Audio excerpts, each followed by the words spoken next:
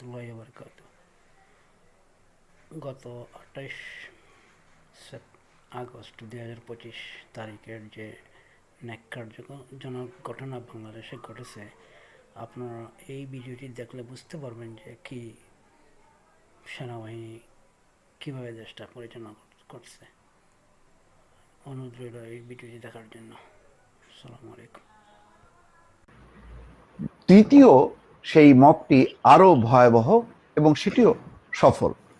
গাজীপুরের শ্রীপুরে শীর্ষ সন্ত্রাসী সুমনকে গ্রেপ্তার করে নিয়ে যাচ্ছিল ডিবি পুলিশ, সাথে থানা পুলিশ।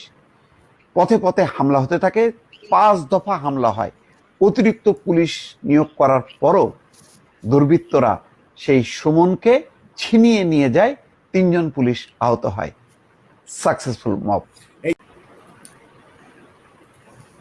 খেয়াল করেছেন দর্শক, কাল অর্থাৎ 28শে আগস্ট একদিনে 3টা মব সংগঠিত হয় এবং 3টাই সাকসেসফুল। ঢাকায় মুক্তিযোদ্ধাদের একটা অনুষ্ঠানে মব তৈরি করা হয়, মব তৈরি করে মুক্তিযোদ্ধাদের অনুষ্ঠান ভণ্ডুল করা হয়। সেই অনুষ্ঠানের পর লতিফ সিদ্দিকী সহ 16 জনকে থানায় নেওয়া হয়, পরে ডিবিতে হস্তান্তর করা হয়। ডিবি সন্ত্রাস বিরোধী আইনে তাদের বিরুদ্ধে মামলা করেছে। Successful mob. জনাব শেখ ফরিদ, এই যে মোস্তফা ফিরোজ কিন্তু একজন শেখ হাসিনার কঠোর সমালোচক, তারপরও বিবেকের তাড়না হলো, ন্যূনতম বিবেক থাকার কারণে এই যে সমালোচনা করলো যে সাকসেসফুল। তাহলে এর পিছনে ইন্ধন দিচ্ছে কারা? জামাত শিবির, বিএনপি বা ওয়াকার বা সেনাবাহিনী বা কে ইনুস, কারা? আপনি একটু বলতেন। ধন্যবাদ আপনাকে, ধন্যবাদ আপনাকে সেই সাথে চেতনার দর্শকদেরকে অনেক অনেক শুভেচ্ছা। আপনি দেখেন, আপনি তোকে ভদ্র ভাষায় বললেন যে ইউনূসের কি শেখ হাসিনার সমাজ, তো ইউনূসের দালাল যাকে দেখালেন তিনি হচ্ছেন কট্টর একটা ইউনূসের দালাল এবং শেখ হাসিনার সরকারের কঠোর সমালোচক। এই ইউনূসের দালালের মুখ থেকে বের হয়ে যাচ্ছে যে বাংলাদেশ আজকে মব সন্ত্রাসে ছেয়ে ফেলেছে। একদিনে 3টা মব সাকসেসফুল। তার ভাষাতেই, কার ভাষাতে? যে ইউনূসের দালাল, ইউনূসের চামচা, তার ভাষাতেই, যে জুলাই সন্ত্রাস আন্দোলনের সমর্থক, তার ভাষাতেই 3টি মব কালকে মব সন্ত্রাস, মব না মব সন্ত্রাস বলতে হবে, মব সন্ত্রাস সাকসেসফুল হয়েছে। আসলে তো এই আন্দোলনটাই হয়েছে একটা মব সন্ত্রাসের মাধ্যমে। আপনি যেটা বললেন যে কারা এর সাথে জড়িত, কোনো সন্দেহ নাই এর সাথে বাংলাদেশের সেনাবাহিনী জড়িত, কোনো সন্দেহ নাই। বাংলাদেশের সেনাবাহিনীর ভিতরে থাকা স্বাধীনতা বিরোধী অংশ সরাসরি জড়িত, কোনো সন্দেহ নাই এতে। এই ওয়াকার এই মুহূর্তে ইউনূস সরকার, এই এনজিওগ্রাম সরকার, এই তথাকথিত এনজিওগ্রাম সরকার, এই দালাল সরকার, বিদেশিদের দালাল সরকার এবং এই সেনাবাহিনীর লোকজন এটা করাচ্ছে, সাথে তো জামাত অবশ্যই রয়েছে। হ্যাঁ জনাব, আমি আপনার সাথে একমত। সেনাবাহিনীর তত্ত্বাবধানেই সুপরিকল্পিতভাবে পাকিস্তানি ভাষায় এই সন্ত্রাসগুলো করছে। আমি আপনার সাথে একমত। আরো এবার দ্বিতীয় পর্যায়ে যাই যে এই মোস্তফা ফিরোজ, আমরা আবার দ্বিতীয় মব সম্পর্কে কি বলে একটু শুনি। দিনাজপুরের ঘটনাটা, সেখানে জনতা, তৌহিদি জনতার নামে একটা বিশাল মব তৈরি হয়। আনন্দ রিসোর্ট নামে একটা রিসোর্টের উপর হামলা হয়। সেখানে একটা দরবার শরীফ ছিল, সেটা জ্বালিয়ে দেওয়া হয়, তছনছ করা হয়। পুলিশ পরিস্থিতি নিয়ন্ত্রণ করতে ব্যর্থ হয়, পরে সেনাবাহিনী যে কোনো রকমের সামাল দেয়।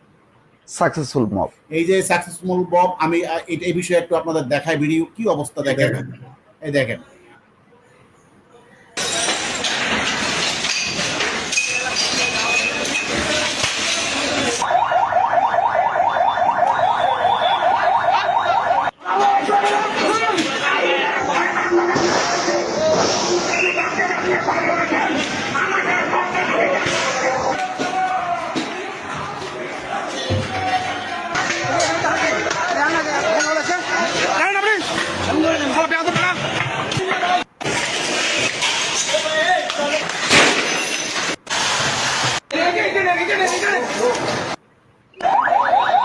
জনাব শেখ ফরিদ, এই যে দেখলেন তৌহিদি জনতার নামধারী এই সন্ত্রাসীরা, জঙ্গিরা হামলা করে, কিন্তু কথা হলো এই যে হামলা ঘন্টার পর ঘন্টা হলো, সেখানে পুলিশ ব্যর্থ হয়েছে। সেনাবাহিনী কি করেছে?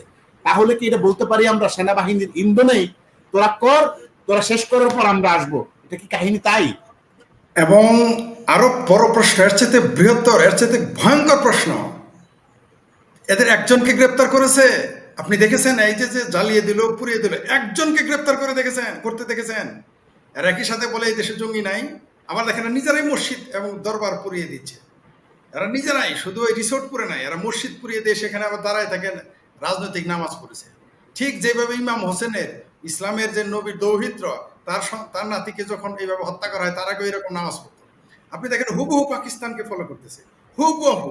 আপনি দেখেন পাকিস্তানের প্রতি শুক্রবারে মানুষ মরে, তারা পাশে থেকে নামে মানুষ, যখন তখন এদের মধ্যে খুন খারাপি হচ্ছে। ঠিক বাংলাদেশে সেই পাকিস্তানের সন্ত্রাস এখানে। আমি আগেই বলেছি যে পাকিস্তান হচ্ছে সন্ত্রাস উৎপাদন এবং রপ্তানিকারক। এই পাকিস্তানের যখন যাতায়াত বেড়ে গেছে এই বাংলাদেশে, তখনই আমরা জানতাম তাহলে এই পাকিস্তান সন্ত্রাসটা রপ্তানি করছে কাদের মাধ্যমে, কারা ট্রেনিং নিচ্ছে, কারা সহযোগিতা করছে? এই এই এই রপ্তানি করতেছে। হ্যাঁ, এই কথাটা, এই পাকিস্তান রপ্তানি করতেছে, এখানে সন্ত্রাস রপ্তানি করতেছে হেফাজতের মাধ্যমে। হেফাজতে ইসলাম, আসলে এদের নাম হেফাজতে পাকিস্তান। জামাতে ইসলাম, আসলে জামাতে পাকিস্তান। এই জামাতে ইসলাম, হেফাজতে ইসলাম, এগুলোকে বলতে হবে এখন থেকে জামাতে পাকিস্তান আর জামাতে হেফাজতে পাকিস্তান। শুধু তো রাজনৈতিক দলগুলা নয়, সাথে তো আমরা সেনাবাহিনীকে দেখছি ট্রেনিং দিচ্ছে, বাংলাদেশে এসে ট্রেনিং নিতে যাচ্ছে, জঙ্গি ট্রেনিং দিচ্ছে। মূলত তো আমি তো মনে করি মাস্টার মাইন্ড সেনাবাহিনী। কোনো সন্দেহ নাই এগুলো সেনাবাহিনী করতেছে, কোনো সন্দেহ নাই। কিন্তু আপনাকে সেনাবাহিনীটা সরাসরি নামবে না, তারা কারো কাঁধে ভর করে করবে। সেনাবাহিনী তো এসে আপনার ওই দরবার ভাঙতে পারবে না। সেনাবাহিনী তো এসে সেনাবাহিনীর দরবার ভাঙতে বলে না, সেনাবাহিনী তো সাথে সাথে উপস্থিত হতে পারতো।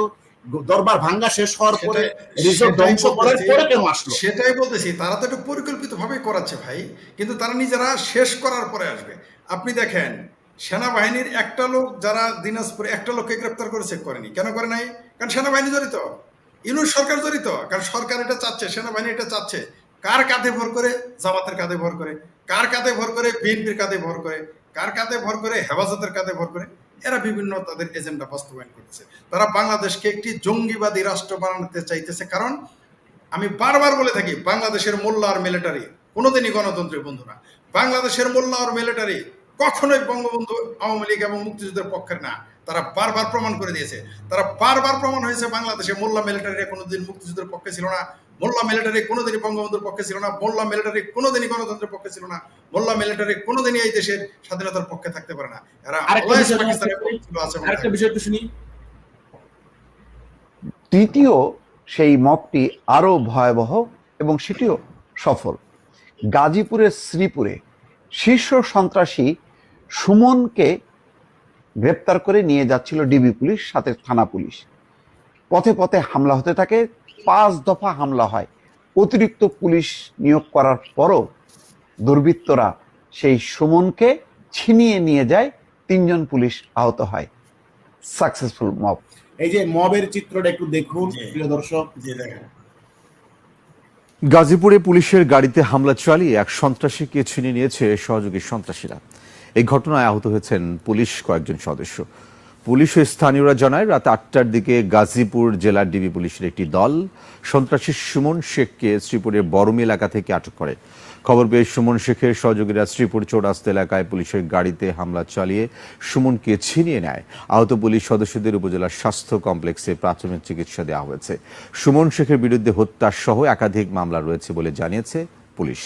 জনাব শেখ ফরিদ, শুনলেন মুক্তিযুদ্ধদের উপরে সাংবাদিকদেরকে সন্ত্রাস মামলা হামলা করা, অথচ একজন শীর্ষ সন্ত্রাসীকে পুলিশ গ্রেফতার করতে রাখতে পারছে না। 5 দফা হামলা হয়েছে, অতিরিক্ত পুলিশ মোতায়েন করেছে।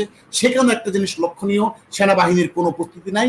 আসামিকে, একজন খুনের আসামিকে ছিনতাই করে নিয়ে গেল। তাহলে এটা তো পরিকল্পিত বলবেন, নাকি কাকতালীয় বলবেন, নাকি দুর্ঘটনা বলবেন? আপনি কিভাবে ব্যাখ্যা করতে চান? সবই এগুলো পরিকল্পিত, কোনো সন্দেহ নাই এগুলো পরিকল্পিত। যেখানে শুধুমাত্র বৈঠক করলে গিয়ে তাদের গ্রেপ্তার করে নিয়ে আসে, এবং বয়োবৃদ্ধ যারা দাদার বয়সী তাদের গ্রেপ্তার করে, সেখানে একটা শীর্ষ সন্ত্রাসীকে দফায় দফায় হামলা করে পুলিশের উপরে ছিনিয়ে নিয়ে যায়, সেখানে সেনাবাহিনী যায় না। এগুলো তো পরিষ্কার, এগুলো তো পরিষ্কার যে বাংলাদেশকে একটি বাংলাদেশকে একটি অকার্যকর রাষ্ট্র বানানোর জন্য, বাংলাদেশকে একটি বাংলাদেশের ধ্বংস কামনা করার জন্যই তো তারা এগুলো করতেছে। এরা পরিকল্পিতভাবে বাংলাদেশকে ধ্বংস করতেছে। এরা বুঝাইতে চায় যে বাংলাদেশ স্বাধীন হয়ে ভুল করেছে, এই জন্য তারা বাংলাদেশকে আবারও অর্থনৈতিকভাবে পিছিয়ে নিবে, গণতন্ত্রকে ধ্বংস করে দিবে। তারা এগুলো চাচ্ছে, একটা অকার্যকর রাষ্ট্র। তারা সেম পাকিস্তানের মতো বাংলাদেশকে একটি ভিখারিস্তান বানাতে চাচ্ছে, কোনো সন্দেহ নাই। বাংলাদেশকে একটি জঙ্গিবাদী রাষ্ট্রতে পরিণত করতে চাচ্ছে। তার চেয়ে বড় কথা, আমি এর আগেও আপনাকে বলেছি, অন্যান্য চ্যানেলেও বলেছি, আমার চ্যানেলেও বলেছি, আমি বারবার বলেছি, এই জুলাই সন্ত্রাসের আন্দোলন, এই জুলাই সন্ত্রাস, জুলাই তথাকথিত আন্দোলন, এই সন্ত্রাসীদের আন্দোলন ছিল মুক্তিযুদ্ধের পক্ষে শক্তিকে উচ্ছেদ করার আন্দোলন। এই জুলাই সন্ত্রাসের আন্দোলন ছিল বাংলাদেশকে অকার্যকর অস্থিতিশীল রাষ্ট্র হিসেবে প্রতিষ্ঠিত করার জন্য। ঠিক পাকিস্তান যেমন নিজেদেরকে সন্ত্রাস উৎপাদন এবং রপ্তানিকারক রাষ্ট্র হিসেবে প্রতিষ্ঠিত করেছে, বাংলাদেশকেও সেই দিকে নিয়ে যাচ্ছে। পাশাপাশি শেখ হাসিনার সরকার উচ্ছেদ শুধুমাত্র শেখ হাসিনার সরকার উচ্ছেদ নয়, আমি বারবার বলেছি, আমি ইন্ডিয়ান চ্যানেলেও গিয়ে এটা ইন্ডিয়ানদের ইউটিউব চ্যানেলে গিয়ে এটা বলেছি যে এটা শুধুমাত্র শেখ হাসিনার সরকারকে উচ্ছেদের আন্দোলন ছিল না, এই আন্দোলন ছিল ভারতকে অস্থিতিশীল করার আন্দোলন। এই আন্দোলন ছিল ভারতের বিরোধিতা করার জন্য। এই বাংলাদেশকে একটি ঘাঁটি বানিয়ে, সন্ত্রাসী জঙ্গি ইসলামিস্ট জঙ্গিদের ঘাঁটি বানিয়ে, এই বাংলাদেশকে আইএসের ঘাঁটি বানিয়ে, এই বাংলাদেশকে আল কায়দার ঘাঁটি বানাবে, এই বাংলাদেশকে সকল মুসলিম জঙ্গিদের ঘাঁটি বানিয়ে মাদ্রাসার ছাত্রদের মাধ্যমে ভারতকে কাবু করার জন্য শেখ হাসিনাকে উচ্ছেদ করা হয়েছে।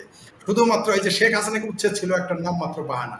দিন যত যাচ্ছে তত স্পষ্ট থেকে স্পষ্টতর হচ্ছে শেখ হাসিনা সরকারের উচ্ছেদ আন্দোলন গণতন্ত্রের জন্য ছিল না। শেখ হাসিনা সরকারের উচ্ছেদের আন্দোলন মুক্তিযুদ্ধের পক্ষের তো ছিলই না। শেখ হাসিনার সরকার উচ্ছেদের আন্দোলন ভোটের জন্য ছিল না। শেখ হাসিনা সরকার উচ্ছেদের আন্দোলন চাকরির জন্য ছিল না।